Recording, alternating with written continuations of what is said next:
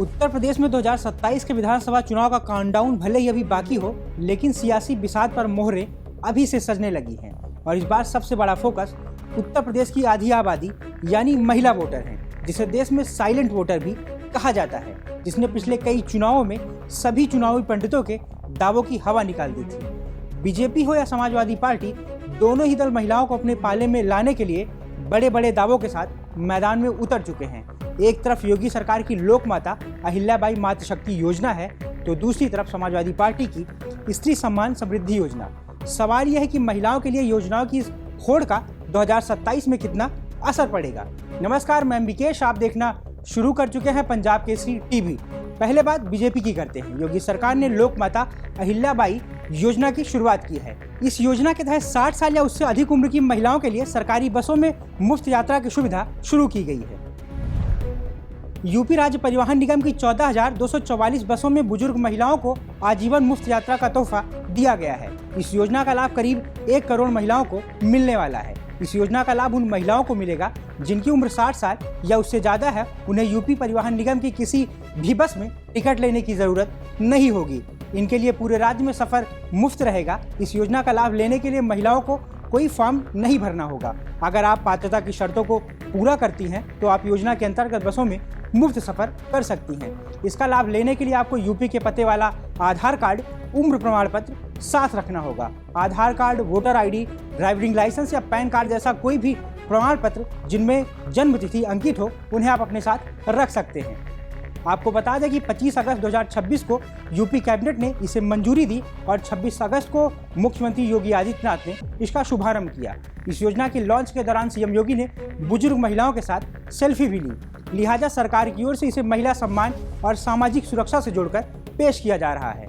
साथ ही योगी सरकार की तरफ से आर्थिक रूप से कमजोर महिलाओं के लिए 50,000 रुपए तक की सहायता वाली योजना पर भी मंथन की खबरें सामने आ रही हैं। यानी बीजेपी का फोकस एक तरफ बुजुर्ग महिलाओं पर है, तो दूसरी तरफ आर्थिक रूप से कमजोर महिलाओं तक पहुंचने की कवायद भी जारी है। अब आते हैं समाजवादी पार्टी के दावे पर। लखनऊ में आयोजित प्रेस कॉन्फ्रेंस में सपा प्रमुख अखिलेश यादव की मौजूदगी में डिम्पल यादव ने स्त्री सम्मान समृद्धि योजना का ऐलान किया। दावा किया गया कि अगर 2027 में समाजवादी पार्टी की सरकार बनती है तो महिलाओं को हर साल 40,000 रुपए आर्थिक सहायता दी जाएगी। और खास बात यह है कि सपा के मुताबिक ये रकम अस्थायी रूप से 40,000 पर नहीं रुकेगी, बल्कि हर साल इसमें बढ़ोतरी की जाएगी। गरीब महिलाओं को आर्थिक सहायता, अगर 2027 में सपा की सरकार बनती है तो गरीब महिलाओं को सालाना 40,000 रुपए की सीधी आर्थिक मदद दी जाएगी। पैसा सीधे बैंक खाते में। सपा के शुरुआती ऐलान में महिलाओं के बैंक खाते में सीधे पैसे भेजने की बात कही गई थी। हालांकि भुगतान कितनी किस्तों में होगा और कौन सी शर्तें होंगी, यह अभी स्पष्ट नहीं है।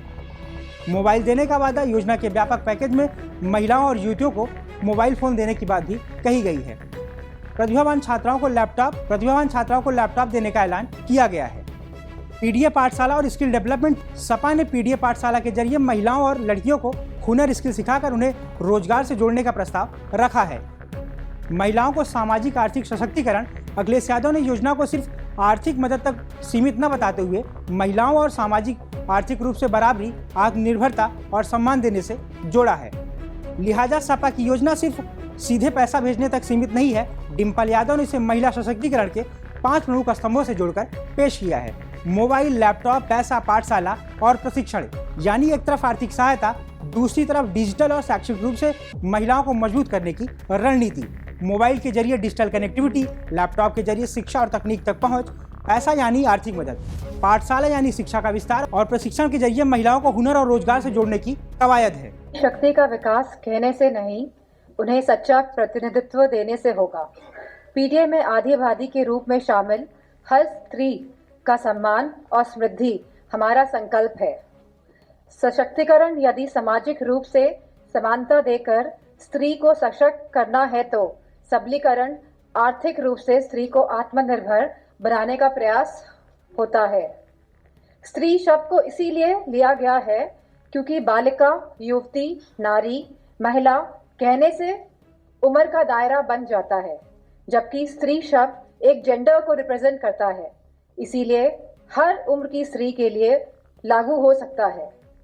सम्मान शब्द को इसीलिए लिया गया है क्योंकि सम्मान तो हर स्त्री का सर्वप्रथम और सर्व प्रमुख प्रतिभूति यानी गारंटी होनी चाहिए। इसका किसी स्त्री की सामाजिक आर्थिक स्थिति से कोई संबंध नहीं होता। वो स्त्री है, इस नाते उसका सम्मान होना ही चाहिए। स्त्री को सामाजिक रूप से मजबूत स्थिति प्रदान करने के लिए स्त्री के सशक्तिकरण हेतु सम्मान समृद्धि से भी पहले आवश्यक है।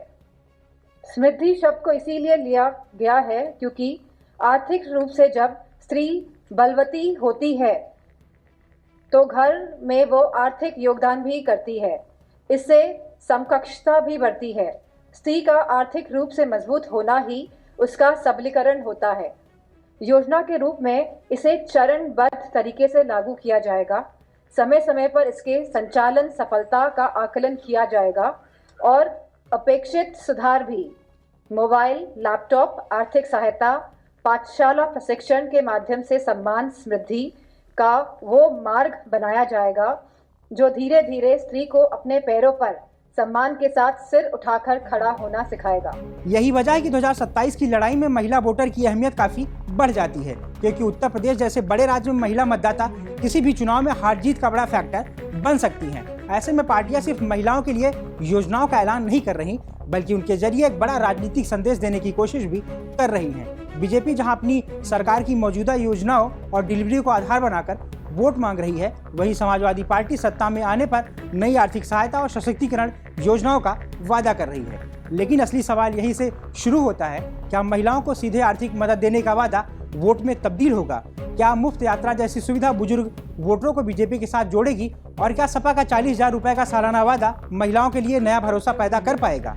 उत्तर प्रदेश की सियासत में महिला वोट सिर्फ आधी आबादी का आंकड़ा नहीं, बल्कि सरकार बनाने की पूरी कुंजी बनती जा रही है। बीजेपी अपनी योजनाओं के जरिए महिला वोटरों तक पहुंच मजबूत करना चाहती है और सपा आर्थिक मदद, डिजिटल सशक्तिकरण और प्रशिक्षण के जरिए नया सामाजिक गठजोड़ तैयार करने में लगी हुई है। ऐसे में 2027 के चुनाव में मुकाबला सिर्फ बीजेपी बनाम सपा नहीं होगा, बल्कि महिला वोटरों में कौन ज्यादा भरोसा जीत पाता है, इसकी बड़ी परीक्षा होगी। फिलहाल इस खबर में इतना ही। देश और दुनिया की तमाम बड़ी खबरों के लिए देखते रहिए पंजाब केसरी टीवी।